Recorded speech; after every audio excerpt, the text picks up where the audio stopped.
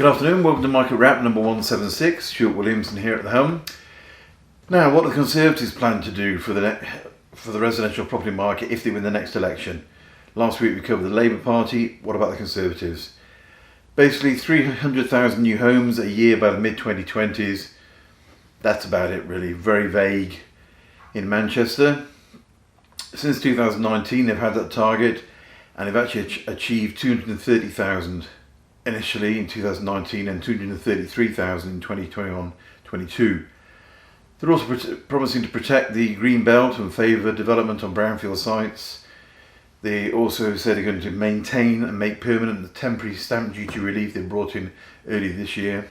Basically it was a Stamp Duty Land Tax Temporary Relief Act which reduced the amount of stamp duty paid for many house buyers until 2025. It increased the threshold to which stamp duty is not paid, the nil rate band. It's at 250,000 now. It also increased the nil rate band for first time buyers to 425,000 from 300 and increased the price of a house that could be bought for that relief from 500 to 625,000. So that's been pretty good, and if you keep that, that's going to help the market. So basically it's not a lot. The biggest approach they said they're going to keep is the rental reform bill, which is the idea is that it will redress the balance between landlords and the 4.4 million tenants living within that environment. The proposals are primarily aimed at clamping down on landlords who provide unfit homes, which the government estimates make up 1/5 of the sector, i.e. damp. They do nothing about it, and there are some shocking scenes you've seen on the internet of people's houses. So what are they planning to do? Section 21 will be banned, which is the so-called no-fault evictions that allow landlords basically to terminate tenancies without given any reason. More than 1/5 of private renters who moved in from 2019 and 2020 did not end their tenancy by choice, according to the government figures, including 8% who were asked to leave by their landlord. This will leave landlords relying on Section 8 notices. This means the landlord will soon be required to have a valid reason to evict any tenant. A valid reason could include if the tenant is in rent arrears, have caused damage to the property, or if they are a nuisance to neighbours. However, tenants can challenge Section 8 notices to evict, which can result in lengthy waits for landlords as they await court hearing. That's not great. Nathan Emerson, the Chief Executive of Property Mark, said the removal of Section 21 is no surprise.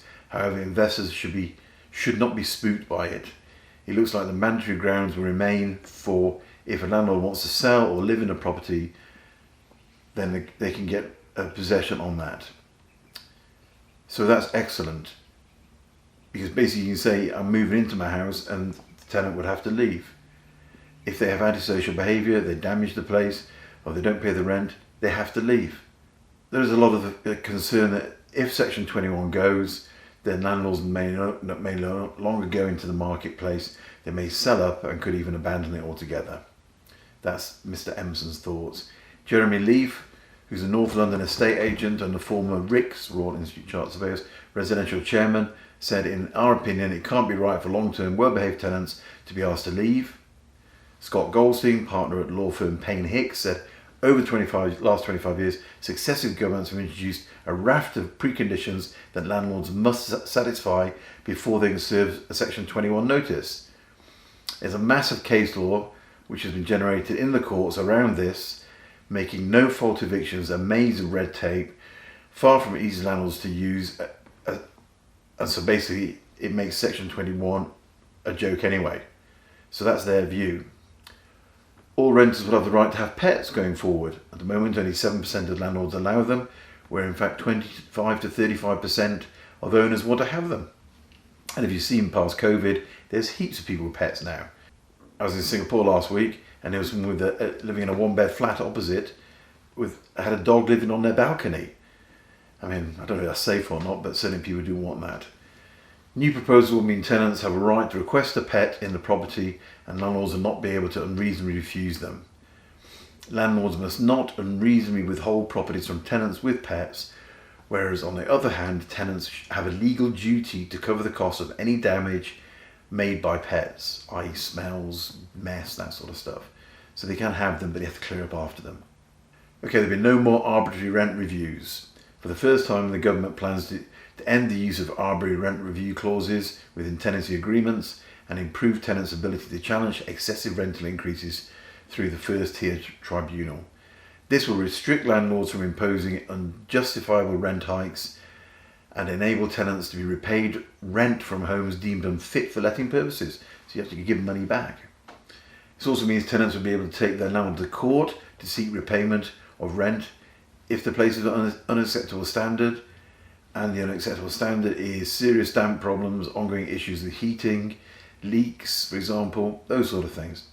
Property Mark's Emerson said, rent review clauses were generally put into longer term tenancies and are normally linked to RPI. It's worth pointing out that there is already a long-standing mechanism within consumer rights protection to challenge unfair clauses, such as rent increases. Okay, another major point is families with children and those on benefits cannot be excluded from renting. It will become illegal for landlords to have blanket bans on renting to families with children or those in receipt of benefits. Again, Mr. Emerson says, it's only right that families with children should not be discriminated against, but we believe that the benefit system needs to be better aligned with the sector to help those on lower incomes entering the private rented sector. He goes on to say the way in which benefits are paid can work against the setup of a private tenancy agreement, so it is good to see that landlords can now ask for rent arrears to be paid off in instalments directly from Universal Credit, and can also request that funds be paid directly to landlords rather than to the tenant. There's going to be a new private renters ombudsman set up, which will be created to enable disputes between private renters and landlords to be settled quickly, at low cost, and without going to court.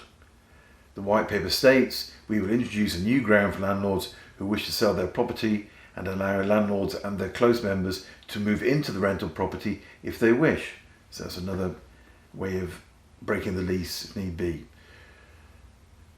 We will introduce new mandatory ground for repeated serious arrears. Eviction will be mandatory where a tenant has been at least 2 months rent arrears 3 times in the previous 3 years, regardless of the arrears at that time.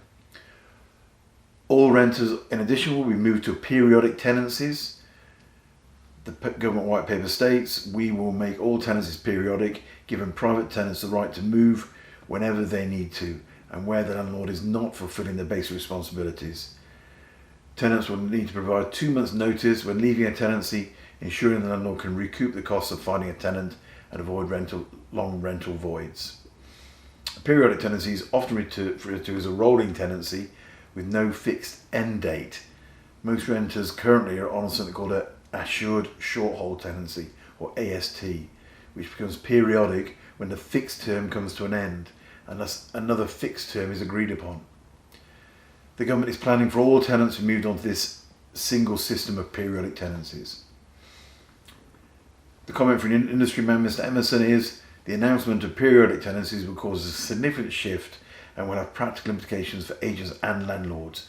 In principle, this could create additional flexibility. However, for anybody looking for a long-term tenancy, this doesn't appear to offer any additional security. Doubling notice periods for rent increases is also being introduced. The government says you'll have to give 2 months notice instead of 1 month for a rent increase. Any new tenancy agreements should typically have how and when the rent can be reviewed. That's stated in there. If on a rolling tenancy, a landlord cannot normally increase the rent more than once a year without the tenant's agreement. However, most tenants don't increase it annually. They normally increase it at the end of the term. So that's going to be a little bit more difficult for landlords. Local councils are going to have stronger powers. So the government plans to give council more powers to tackle rogue landlords. Basically, they'll be backed by serious fines for people not looking after their tenants as well as they should do. And they can be on-the-spot fines. At present, the majority of rogue landlords are going unpunished for letting out unsafe and damp properties and so on. This will allow the councils to step in more quickly. So overall, is it positive for the sector, what the Conservatives are talking about? The concern of organisations within the sector is where the rebalancing of power will result in more landlords leaving. There's already deemed to be a shortfall of rental homes at the moment. As we discussed last week, there's also fear that rent hike controls will mean people will stay out of the market. If interest rates continue to be high, people won't be able to afford to buy, they'll be renting for longer. With rent already at nearly £1,200 a month, year on year up by 10.6%, it's not going to get any easier for tenants. A failure to work within landlords and tenants rather than just backing the tenants will make it more difficult for landlords and lead to more leaving the environment. Property marks say private rental market is already under huge strain with renters outstripping available properties. This increased demand comes as more owners of homes for rent are choosing to sell them. Property marks letting numbers tell us that this is a result of a decade of tax and regulatory burden being increased that doesn't incentivise investment, especially from single property landlords that make up 43% of the market. Eddie Hooker of the Hamilton Fraser Group, which operates industry schemes such as total landlord insurance, said, giving more power to the tenant, for example by restricting the rights of landlords to determine when a tenant should actually have to vacate at the end of their tenancy, and to force landlords to accept new renters who are on benefits, no matter how temporary, could send a signal that investing in a private rental sector is an uncertain and undesirable endeavour. While landlords are frequently portrayed as fat cat institutions that have no regard for tenants, the truth is that 43% of them are just one home owning landlords, and they're just decent people trying to make a living, add to their retirement plans. So to continue to squeeze them would be counterproductive. So if you compare last week's talk on Labour looking at increasing stamp duty, if you go this week about what the Conservatives are talking about doing with their rental review, it doesn't seem that positive if you're a UK-based taxpayer. You know, if we're doing this from overseas, it's a lot more easy because we can take a bigger deposit, and we still though have the same problems we're going to have with tenants if all these changes come into power. We don't know if that's going to be the case or not. We don't know who's going to win the next election. Hopefully they will build more houses and we will have a calmer marketplace, because we do need more. And going back to when Margaret Thatcher, started selling off all the council houses, that probably is seen as a tipping point of where things started to go wrong. Thank you very much for listening. Do comment, do like, do subscribe, all those sort of things. Thank you very much. Cheerio.